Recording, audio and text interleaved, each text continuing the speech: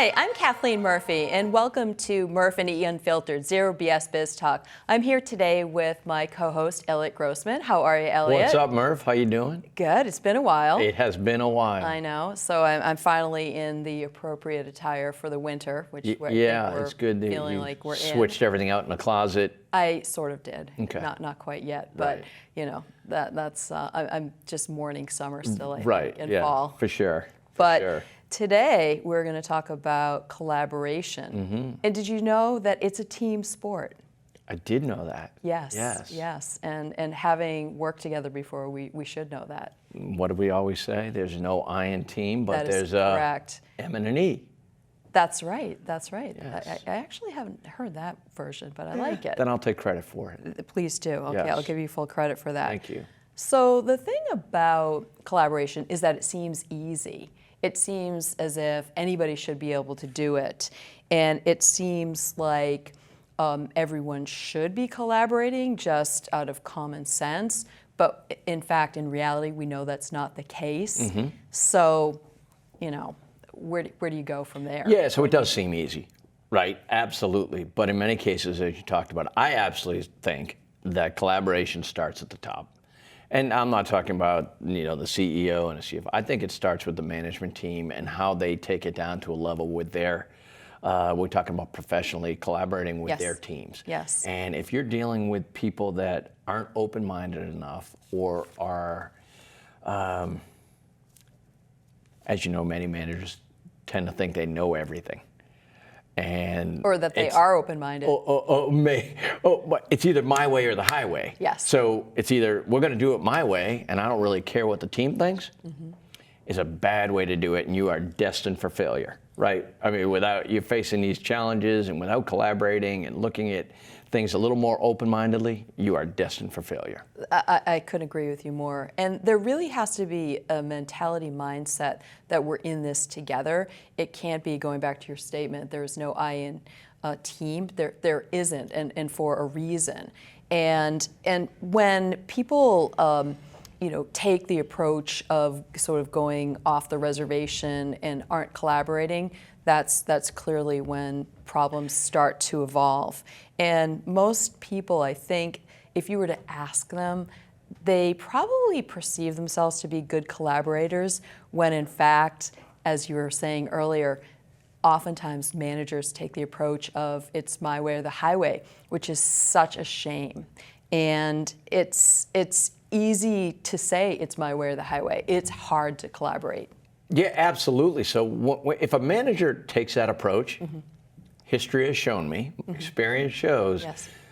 if they do that, then the team's going to do that. And then what you have is everybody's out there in the wild, wild west just trying to shoot their way and fake it till you make it approach and do what you have to do, as opposed to, hey, let's work together. We're going to win together as a team. We're going to play together as a team. We're going to collaborate. We're going to think and come up with ideas.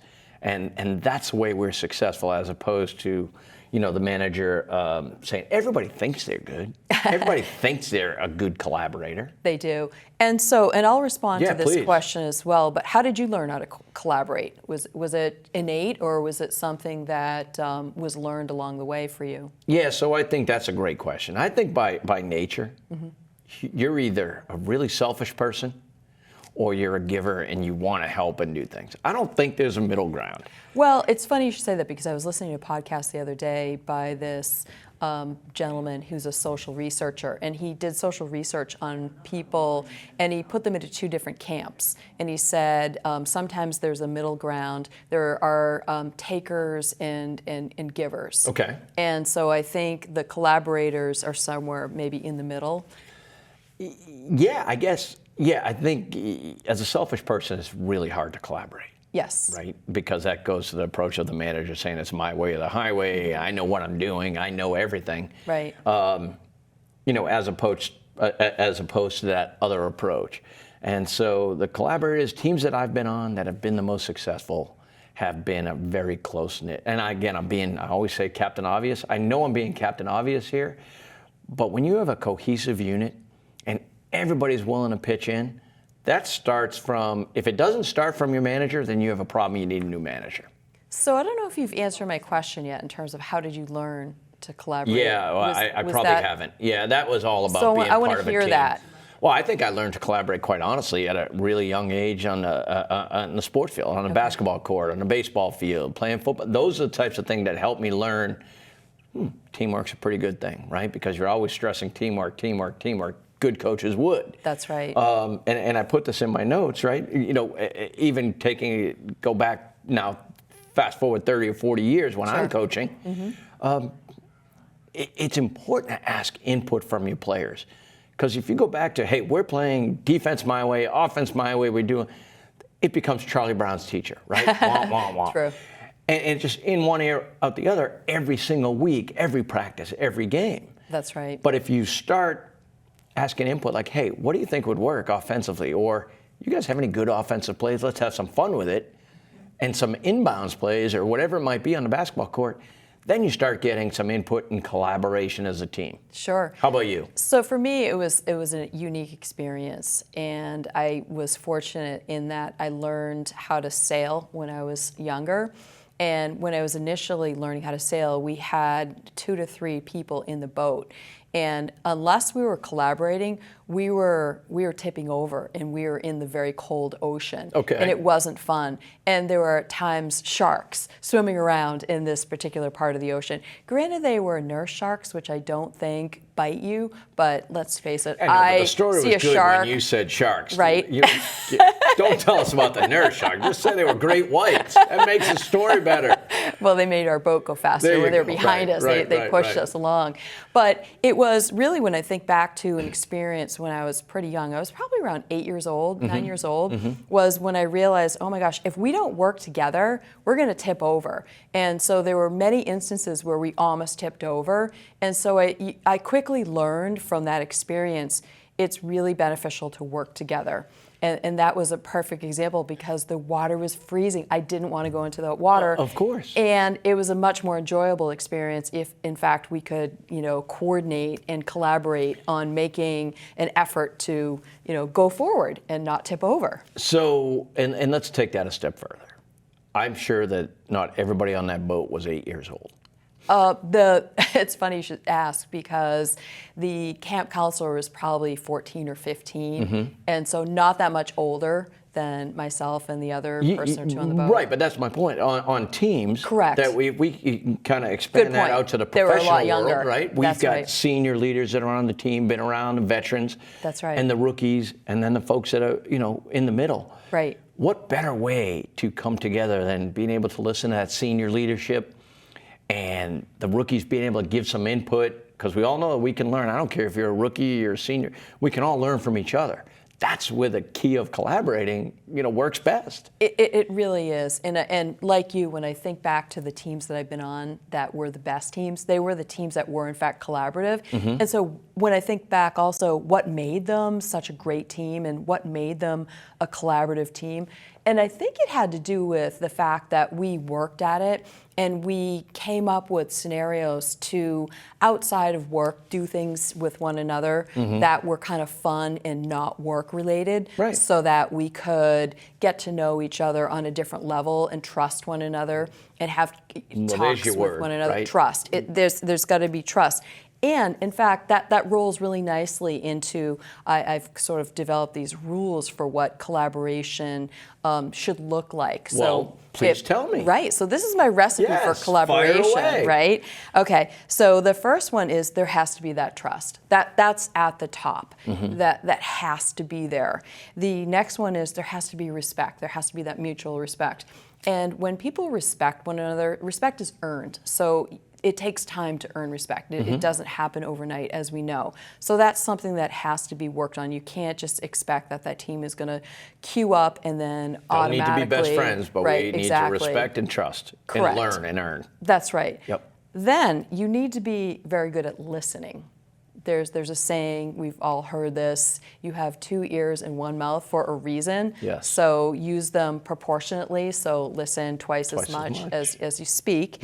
The other one is to follow through. It's critically important to follow through with what you say that you're going to do, to be a person of your word, because that builds on the collaboration, it builds on the trust, it builds on the respect as well. And then the last one is going to be a little bit of a surprise, I think. It's being vulnerable. And not everybody is comfortable with that.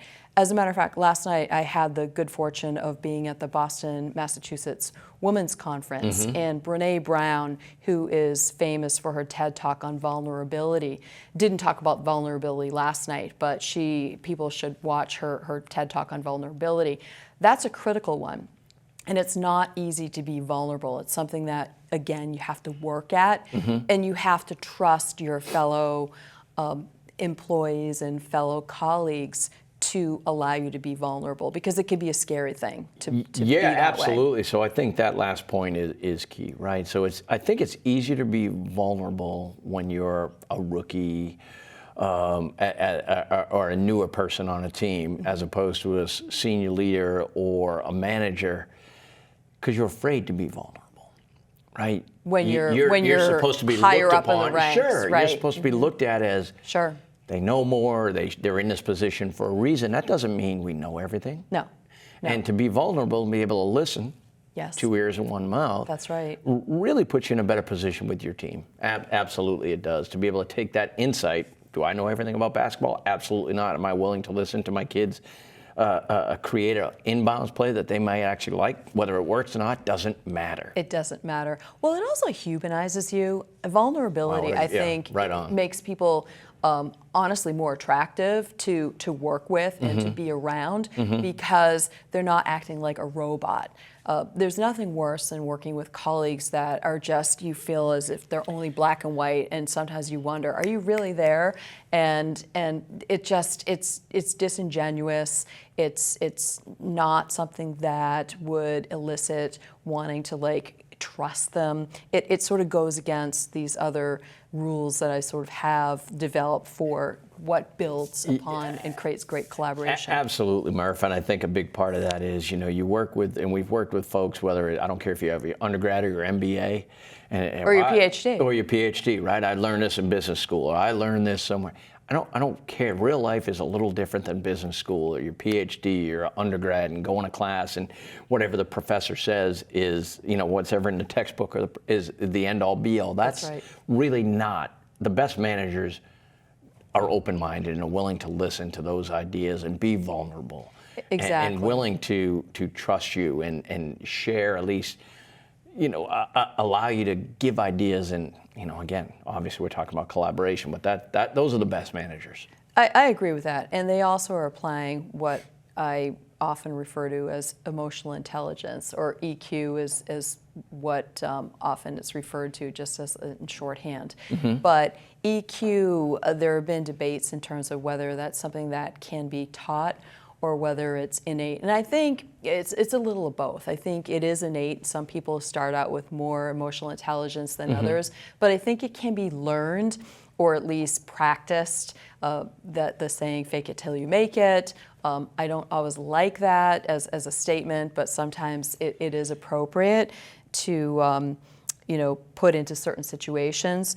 But in terms of some additional collaboration tips, I'm gonna cast these out now. And the first one is to be authentic. That's highly critical, and that goes back to being vulnerable. They sort of are maybe cousins to one another, if you will, in terms of the type of emotion that they might elicit. The second one is to have going into the experience of collaborating, whatever situation that you're in, work-wise or outside of work, expect the outcome to be positive. Don't go in thinking that, this is going to just be a disaster and this isn't going to work out. Yeah, this sucks. I don't want to be here. This sucks. Exactly. Absolutely. That's right. And then, and you're going to like this one, especially from a sales perspective, is have an upfront contract. Have some sort of rules in terms of what the establishment of the collaboration is going to have an end result of. It just don't go into it thinking that, we're just going to have a free for all in terms of the experience that we're going to go forward with and expect a fantastic outcome. I wouldn't suggest that that's going to happen. Right. And then the last one is to go into collaborating with a brainstorming mentality and literally, use all the powers that you can to do brainstorming, whether it's writing things down, talking about them, acting things out, whatever works in terms of a brainstorming aspect to help you with collaborating. You're exactly right. Because people are going to bring different methods of how they brainstorm to the experience. So allow them to do that and allow them to bring their A game to that experience. Yeah, absolutely. So that's the key word, right? I wrote it down here as well. Brainstorming as part of is key. They kind of go hand in hand. And in order for teams to really work out well, we all face challenges personally and professionally. But it's really how we overcome those roadblocks, right? Those challenges. What are those roadblocks and how we do it? And when you can, it's crazy because we only think about brainstorming on a professional level. That's right. We all sit in a room, we all sit in a conference room with our big, sticky white note papers, and we make big 86 whiteboards. Big whiteboards, and we have 86 ideas. Yes. And then we whittle them down and whittle them down, and we get to the top 5, and let's go to the top 3. Well, that happens in life as well. It does. Right? Personally, it does. When you can share with a couple of friends some of the challenges you're facing and receive input, open-minded, not I'm your friend and I'm going to tell you what you want to hear. Sure. Similar to what a manager should be doing and your team should be doing, and overcome that roadblock in a way that kind of works for you. Whether it works for you professionally or personally, you need to hear it. And how do we overcome it? And how do we beat those odds? And how do we then take that potential failure and turn it into positive? And we do that. You talked about don't be negative. Well, that's kind of how we do it.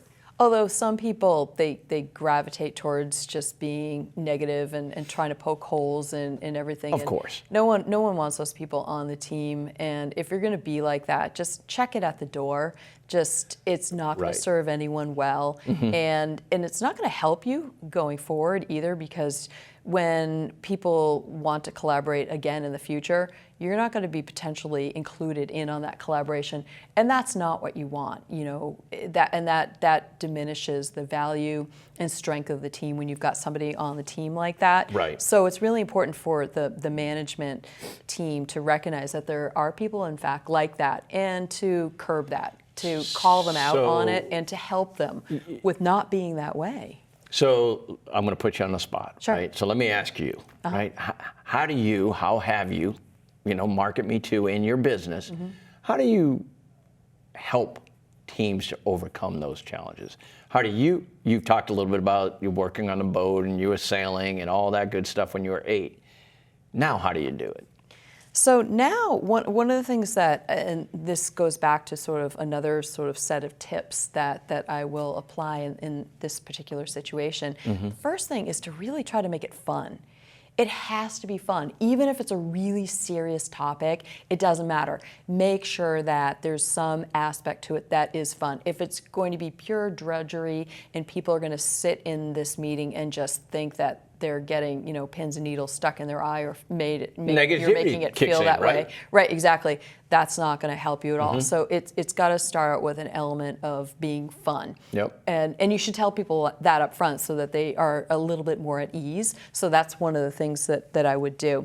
And then make sure that the ideas are recorded, that it's not just put up on a wall somewhere or sticky notes and then they just disappear and then nobody does anything with them. Because we've all been in those meetings. Right. And then it makes you feel kind of badly, because you feel like that was sort of a waste of time. They didn't value your feedback. Correct. And your input into, almost they had to, and I'm sorry to interrupt, but they almost felt like they had to set this meeting up to give the collaboration. However, it's going to be my way again. Right, because it goes back to the word disingenuous. Right. It's not authentic when they do that. Sure. And then there has to be a spirit of being supportive of one another. So at the beginning, it really has to be said, there are no bad ideas. I mean, nothing is silly, nothing is out of the question. Put it up there, because oftentimes it's that one idea that you may think is silly that somebody else jumps off of and has this brilliant idea that helps with the collaboration. Bingo. I remember when I first got into the advertising industry, one of my first managers said, we're brainstorming. There's no bad ideas. Nobody laughs at these ideas. We can laugh and have fun. Just don't take yourself so seriously. That's right. If you're thinking about something, throw it out there, because Yes. maybe it helps somebody think like, wow, that's dumb of an idea, right? That's so true. And a perfect example that I can also share is with you. The other night, I was with my board of directors for this conference, this women's conference that I'm putting together, the Merrimack Valley Women's Conference, taking place in May. And we have an open community forum where we bring community members in to help us to come up with topics to then be talked about at our conference. So we look for community input for that reason. And it never fails. Whenever we kick off one of these, there's silence and people are all looking at one another, and we're generally in a circle. So somebody has to be the brave one, and usually I'll go first. I'll try to kick it off. And even if it's the worst idea ever, it gets people going. It has to happen, and it can be painful. But it literally, it's like you push that ball and it goes down the hill. But it goes back to the having fun part. Yes. The most successful brainstorm, collaboration meetings, whatever you want to talk about, to me, has always been the icebreaker. That's right. Everybody goes around the room. One of the best ones I ever said, they said, go around the room and everybody tell what your high school nickname was. Oh, I like that one. And why. That's a good one. And it was fun, and we all laughed, and all of a sudden your guard went from here down here. What was yours? We can't talk about it on Oh, TV. okay. Well, mine was Murf, so that one. Oh, that's a shock. Some people call me Yeah. Murf the Surf, or Smurf, because at the time there were Smurfs, and that's not even something that's on the market anymore. I thought it might be So we Kathleen won't go E.R. there. Murphy. That wasn't it? You wanted everybody to know? No, it wasn't that. All right, keep going. Shockingly, I Yes. know. The last one is to follow through. Like I said, if you're going to be brainstorming, not only capture the ideas, but then follow up with the rest of the team on what the ideas or what the experience was. What was Right. the outcome of that collaboration? Because again, it makes you feel badly and you feel like you wasted your time and everyone else's if in fact nothing results after the fact. Yeah, and I want to just add on to that. That's great. We send follow-up. We get the information out. Everything's documented, and we send out, these are the things we're going to follow. Well, we're going to follow up from that. So we're going to follow up in 10 days. I expect this.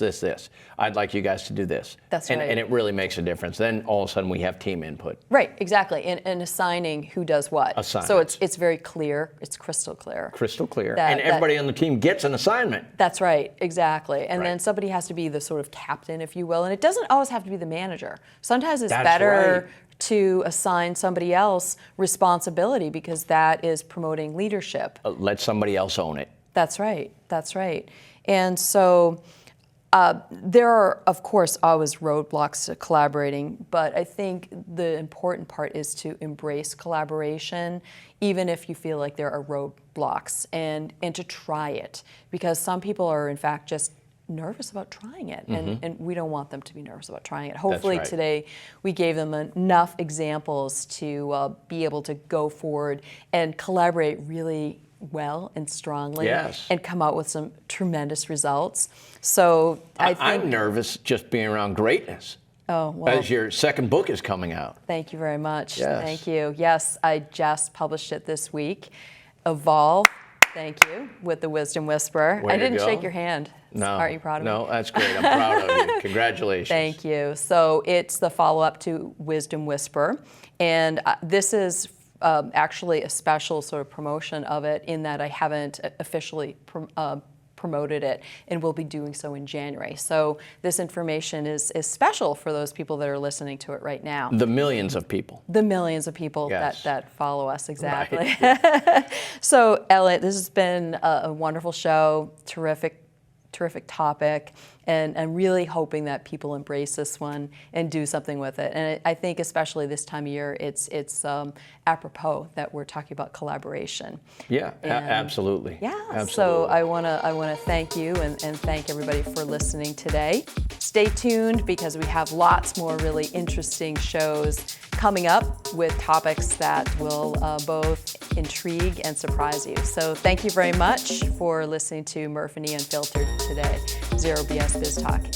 Take care, everybody.